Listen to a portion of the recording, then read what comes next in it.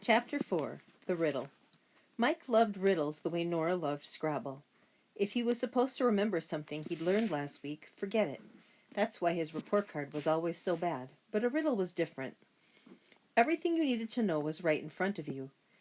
You just had to look at it another way. If the question was, what can you catch but never throw, you need to you needed to see the other meaning of catch. The answer had nothing to do with the ball. The answer was a fever. Mike loved how the answer to a riddle could be unexpected but totally obvious at the same time. I'm ready, he told Mr. Zerlin. Bring it on, said Nora. She probably did brain teasers every morning for breakfast. Mike hoped she didn't make him look slow. All right, then, the magician said. He took a stack of paper from under the counter and handed Mike and Nora each one sheet along with a pair of scissors. Can you cut a hole in this paper big enough to walk through?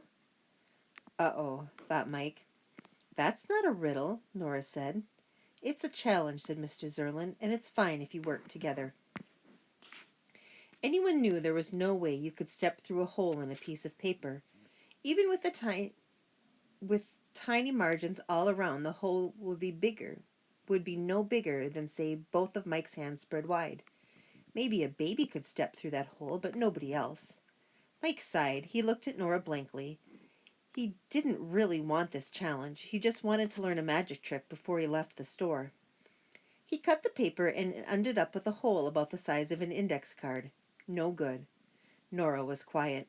She wasn't having any luck either. Mr. Zerlin was watching Mike. You can do it, he said. Mike rolled his eyes again. Mr. Zerlin was a total stranger. He had no idea what Mike could do. He glanced in the direction of the coffee shop, half wishing his mom would walk across the street. He noticed the welcome mat again. The word believe glowed in the light from the shop window. Mike let out a long breath. Fine, he thought. I can do it. I believe. Whatever. Mr. Zerlin handed another piece of paper to Mike, folded in half the long way. He didn't say anything, just handed it over like he was giving an important clue. Mike looked at the folded paper for a while. It was hopeless. Then, for some reason, he said, snowflakes. Nora looked at him like he'd lost his mind. Not the kind you see in the winter, Mike explained, the kind you learn to cut in kindergarten. Mike folded the paper again and snipped. What if I make a snowflake with a lot of empty space inside?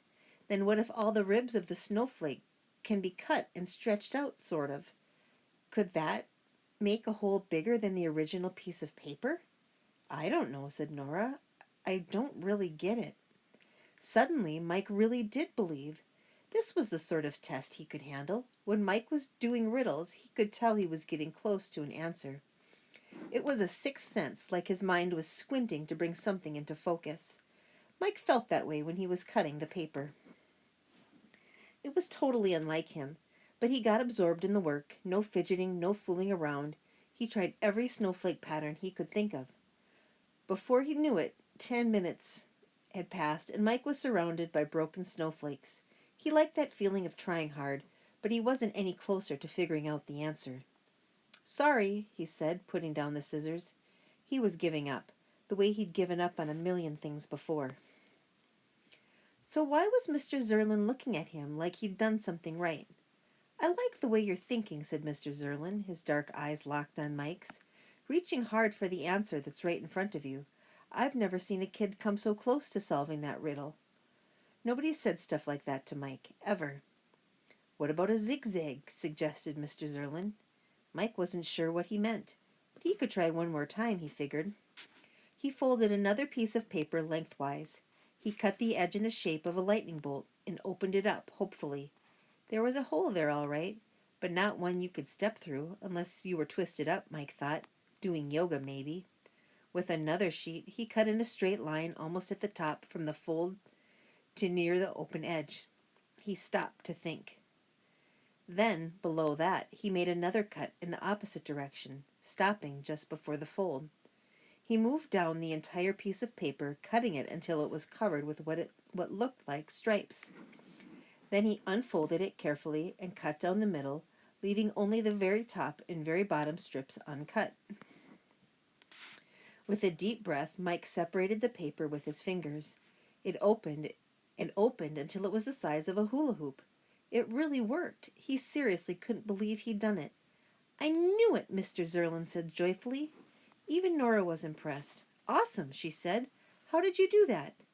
Mike stepped into the circle and bowed. Magic, of course. It really was a sort of magic to be the one who pulled that off.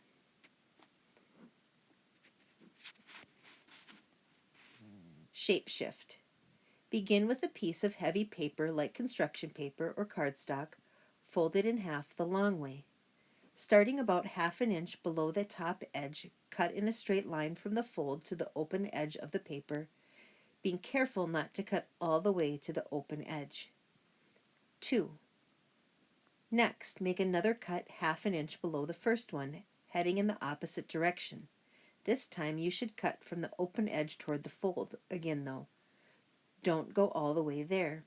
Continue with these cuts back and forth until you come to the bottom of the page. Your last cut should be about half an inch from the bottom.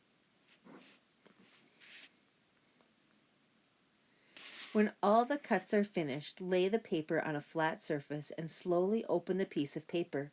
Then very carefully, skipping the very top and bottom strip, cut along the line where the fold was. It is very important not to cut through the top strip or the bottom strip. When the strips of paper begin to come apart, you will see that they unfold in the shape of an enormous circle. Hold this circle out, take a step through, and take a bow. But it's all about the fancy cutting, right? Nora said skeptically. Mike didn't want to get into it right now. So when do we learn the trick? He asked Mr. Zerlin. He'd done what the magician had asked. How much longer would he have to wait? Mike wasn't famous for his patience. It was awkward, though. Mr. Zerlin looked at Mike, and Mike looked at Nora. She hadn't really solved the riddle. Would she get to learn the trick, too? Nora brushed bits of paper off her hoodie. Mike, I'm going to see if your mom will get me a snack, she said. Mike watched her walk across the street, a bit confused. He had never won anything in his life, and now it felt like he'd won the lottery. He'd passed the test and Nora hadn't? Kids like Nora got special privileges, glimpses of the secret grown-up world. But magicians had their own secret club, too. And after Nora left, Mr. Zerlin let Mike take his first peek in. Let's start with something basic, the floating cup trick, said Mr. Zerlin. Mr. Zerlin was a careful teacher, definitely better than Mike's last soccer coach. That's it, he said. No, more like this. He showed Mike, twisting his hand a bit. Within minutes, Mike was making a paper cup hover in midair. Mr. Zerlin showed him how to practice in a mirror so he could see what his audience would see. He promised that Mike would get over the weirdness of talking to himself. It's the best way for a magician to rehearse, he said. He taught Mike to explain for his audience what he was about to do. You tell them, but you don't tell them, Mr. Zerlin said. Somehow Mike just knew what he meant. A magician told a story, kind of, but not the whole story. Mike kept glancing across the street. His mom and Nora were in the window of the coffee shop with mugs of something hot. When his mom cleared the mugs off the table and put her papers in the bag, Mike knew it was time to go. He still had some questions, though. Not about the trick, he pretty much had that down. He just kept thinking about that magician at the birthday party. Was there more to this than Mr. Zerlin had showed him? He said thank you over and over again until he finally asked what he most wanted to know. So is magic really real? The magician's eyes crinkled when he smiled. Maybe, maybe not.